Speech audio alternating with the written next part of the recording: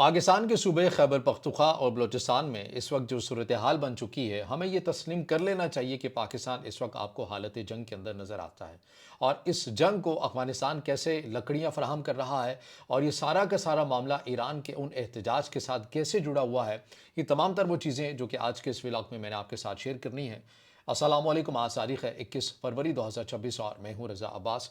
आपसे दरख्वास्त के वीडियो को लाइक और चैनल को सब्सक्राइब जरूर कीजिएगा। देखिए, ईरान के अंदर जब एहतजाज हो रहे थे बड़े पैमाने के ऊपर, तो बैरूनी क़ुव्वतों की तरफ से मनसूबाबंदी तो यही की गई थी कि ईरान के अंदर हमने जो इतने अरसे से जिन तंजीमों को पाला है, ईरान के अंदर जो अलहदगी पसंद तंजीमें हैं, अब उनका सही मानों में काम लेने का वक्त आ चुका है। उन्हें यह टास्क दिया गया था कि देखिए, इन एहतजाज से पहले पहले उनकी पूरी एक भरपूर किस्म की तैयारी करवाई गई थी, नए इत्तेहाद भी करवाए गए थे।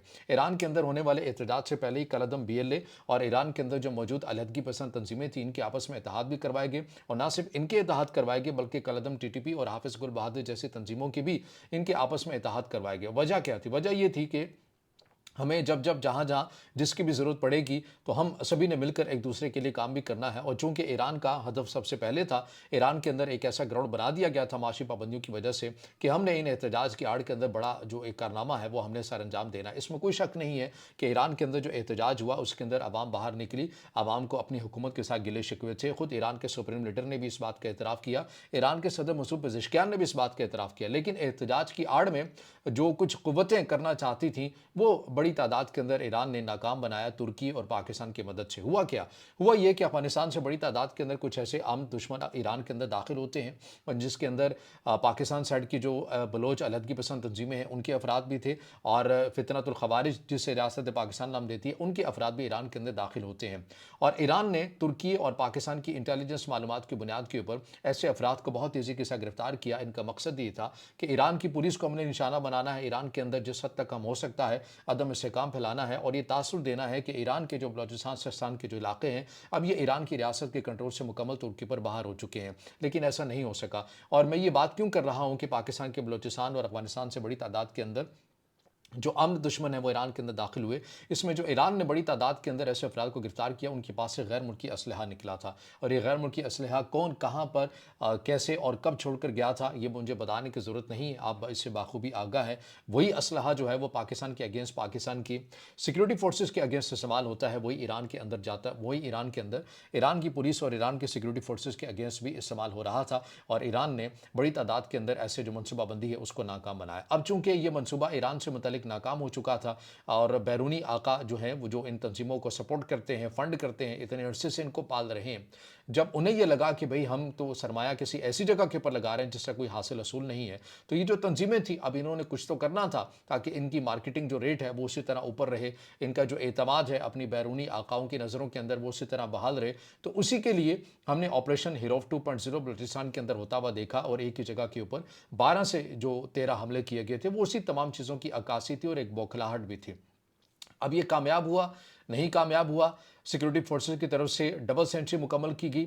ये एक अलहदा डिबेट है जो मैं व्लॉग के आखिर में जाकर आपके सामने रखूंगा, और इस बात का जवाब भी रखूंगा कि जो कलदम BLA की तरफ से जो वीडियो जारी की गई है, इसके अगराज व मकासद क्या है, और कैसे हमारे कुछ अफराद नादानिस्ता तौर के ऊपर और कुछ एक नफरत के तौर के ऊपर कलदम BLA के नैरेटिव का हिस्सा बन चुके हैं। ये तमाम तफसील मैं आपके साथ शेयर करूंगा। लेकिन चूंकि मैंने ग्राउंड समझाना था, व्लॉग का बुनियाद समझानी थी, वो मैंने आपको समझा दी कि कैसे ये सारा का सारा जो मामला है वो एक ग्रेट गेम के साथ जुड़ता हुआ नजर आता है। अब आ जाइए, जो पिछले 24-48 घंटों के अंदर खैबर पख्तूनख्वा बलूचिस्तान के अंदर हुआ क्या है, उसके अंदर जो ऑपरेशन किए गए हैं, या फिर जो अफवाज पाकिस्तान के ऊपर या सिक्योरिटी फोर्सेस के ऊपर जो हमले हुए हैं, उनकी तफसीलात क्या है। सबसे पहले हम बात कर लेते हैं बन्नू के जो सिरात दरगाह का इलाका है, यहाँ पर एक हमला हुआ है, और इंतहाई खौफनाक किस्म का यह हमला हुआ है, जहाँ पर बारूद से भरी हुई जो मोटरसाइकिल है उससे सिक्योरिटी फोर्सेस की एक गाड़ी से टकराया गया है। और इस धमाके के नतीजे में एक फौजी ऑफिसर यानी लेफ्टिनेंट कर्नल रैंक के जो ऑफिसर हैं ये शहीद हुए हैं, और इनके साथ जो मुतादिद एहलकार हैं उनके ज़ख्मी और उनके भी शहीद होने की इतलात हमारे सामने आ रही हैं। और इब्तदाई रिपोर्ट्स, चूँकि ये अभी रिसेंटली वाक़या हुआ है, इसमें बताया जा रहा है कि इब्तदाई रिपोर्ट्स में शहीदों की तादाद 3 से 5 तक बताई जा रही है। हमले के फ़ौरन बाद सिक्योरिटी फोर्सेस ने इलाके को घेरे में ले लिया है और सर्च ऑपरेशन शुरू कर दिया है और इलाके में भारी नफरी को भी तैनात कर दिया गया है।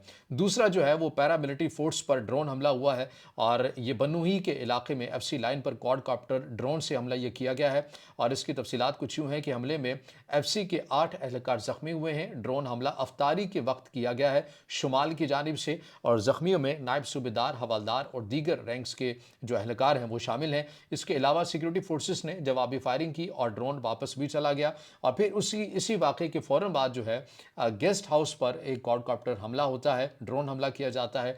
बन्नू में एक सरकारी कंपाउंड के अंदर खाली गेस्ट हाउस को एक ड्रोन से निशाना बनाया जाता है। हमला रात के वक्त होता है और जब पहले वाक़े के बाद दूसरा ड्रोन इस्तेमाल किया गया और गेस्ट हाउस चूंकि खाली था इसलिए जानी नुकसान की इत्तला नहीं हुई खुशकिस्मती से। इमारत और करीब खड़ी जो गाड़ियां थी उन्हें जुज़वी तौर पर नुकसान पहुंचा है। सरकारी ज़राए ने हमले की तस्दीक कर दी है और इंसानी जानों को ख़तरा नहीं पहुंचा है, ऐसा सरकारी ज़राए के हवाले से बताया गया है। ये पाकिस्तान के इन सूबों के अंदर ड्रोन का किस हद तक किरदार हो चुका है इसके ऊपर हमने बड़ी तफसील के साथ वीडियो बनाई थी और उसके अंदर आपको बताया था किस किस्म के ड्रोन है जो कि मेरे और आपके भी एक्सेस में है।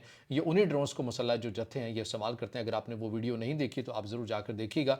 अब आज ये जो इंटेलिजेंस बेस्ड ऑपरेशन किए गए हैं पाकिस्तान के सिक्योरिटी फोर्सेज की तरफ से, इसमें जो लकी मरवत ज़िला खैबर पख्तूनख्वा के अंदर सिक्योरिटी फोर्सेस ने ये ऑपरेशन किया है, आईबीओ बेस्ड है और इसके अंदर 4 अमन दुश्मनों को हलाक किया गया है। शदीद फायरिंग के तबादले के बाद हथियार और गोला बारूद बड़ी तादाद के अंदर कंट्रोल में लिए गए हैं। बारखान की बात की जाती है, दरख्शन की बात की जाती है तो यहाँ पर कार्रवाइयाँ हुई हैं, लेकिन पिछले 24 घंटों के अंदर कोई बलूचिस्तान के अंदर बड़ा इंटेलिजेंस बेस्ड जो ऑपरेशन है वो नहीं हुआ, लेकिन अलबत्ता खैबर पख्तूनख्वा के अंदर हमें मिलता हुआ नज़र आ रहा है। तो ये 2 सूबों की सूरत हाल है जो बताना मकसद ये है कि बैक टू बैक किस नोयत के और बड़े हमले जो हैं वो होते हुए नजर आ रहे हैं। अब आज ये सवाल के ऊपर जो कलदम बीएलए की तरफ से पहले भी एक वीडियो जारी की गई थी, अब एक और दूसरे दिन के अंदर ही हमें देख रहे हैं कि एक और जो वीडियो है वो जारी कर दी गई है कलदम बीएलए की तरफ से।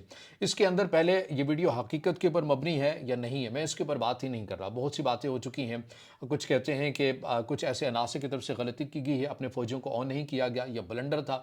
दूसरे वो हैं जो नफरत के चक्कर के अंदर कह रहे हैं कि देखिए कलदम बीएलए किस हद तक ताकतवर है, तो लिहाजा ये वीडियो हकीकत के ऊपर मबनी है या नहीं है मैं इस डिबेट के अंदर जा ही नहीं रहा। लेकिन मैंने इस सवाल के ऊपर आना है कि आखिर क्या वजह है कि कलदम बीएलए जिसके डीएनए में यह है कि उन्होंने निहत्थे लोगों का खून बरसाना है, जिनके डीएनए के अंदर यह है कि उन्होंने किसी को जिंदा ही नहीं रहने देना अपने मज़मूम मकासद की तकमील के लिए, तो फिर वो इन फौजियों की बार बार वीडियोस क्यों जारी कर रहे हैं?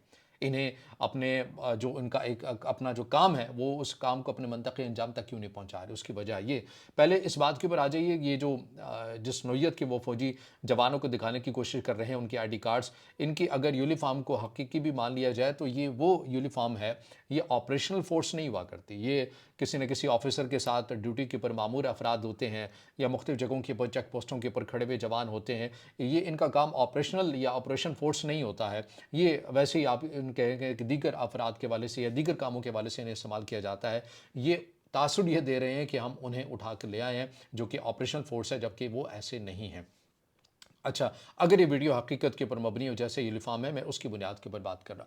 अब कलदम बीएलए बार बार क्यों मुज़ाकरात की बात कर रही है रियासत पाकिस्तान के साथ? उसकी वजह है ईरान के अंदर होने वाली इस नाकामी के बाद जिस तेज़ी के साथ पाकिस्तान की सिक्योरिटी फोर्सेस ने और बिलखसूस बलूचिस्तान की सीटीडी ने जिस तेज़ी के साथ कार्रवाइयाँ की हैं इनको रोकने के लिए, इनके इंसदाद के लिए, अब ये बौखला चुके हैं और बार बार इस नुक्ते के ऊपर पाकिस्तान को इन्हीं अफराद के ज़रिए प्रेशराइज़ करना चाहते हैं, रियासत को प्रेशराइज़ करना चाहते हैं कि आप हमसे गुफ्तगू कीजिए, आप हमसे मुज़ाकरात कीजिए। किस बात के ऊपर मुज़ाकरात करने? देखिए, बात तो ये है ना कि आप तो कहते हैं कि रियासत पाकिस्तान यहाँ से चली जाए और हमने बलूचिस्तान के ऊपर कंट्रोल संभालना है। तो अब आपने इन्हीं फौजियों को बुनियाद बनाकर, इन अफराद को बुनियाद बनाकर रियासत पाकिस्तान से किन बात के ऊपर मुतालबात करने हैं?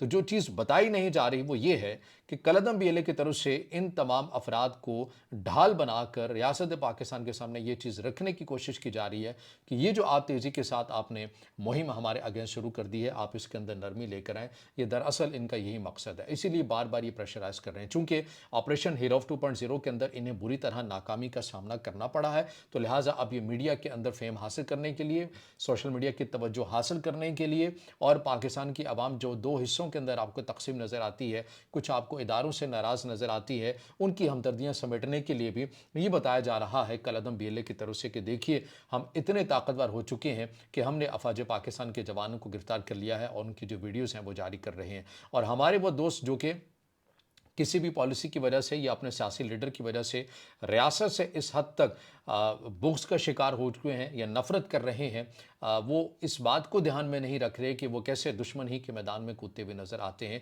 और ऐसा नहीं है कि दुश्मन आपकी इस तकसीम से आगा नहीं है। कलअदम TTP भी आगा है इस तकसीम से और कलअदम BLA भी आगा है।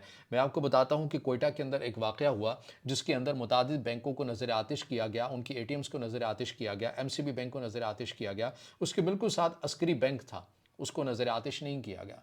ये तासुर देने के लिए देखो कि हम मिली भगत से कर रहे हैं। तो इस हद तक प्रोपेगेंडा बनाया जाता है इन कलअदम तंजीमों का, ताकि वो आवाम को बताया जा सके, आवाम के अंदर इस नैरेटिव को बिल्डअप किया जा सके कि ये तो आपस में मिले हुए हैं, ये तो आवाम को ही मारते हैं, ये तो अपने खिलाफ एक दूसरे के खिलाफ जो है वो कार्रवाइयाँ नहीं करते। हालांकि एक सोची समझी एक हिकमत अमली होती है। और अगर कलअदम BLA की तरफ से पाकिस्तान के इन एहलकारों को पकड़ भी लिया गया है, तो ये तासुर देने की कोशिश क्यों की जा रही है कि ऐसा तारीख़ के अंदर पहली बार हुआ है और अफवाज पाकिस्तान जो है वो बड़ी बुज़दिल निकली है।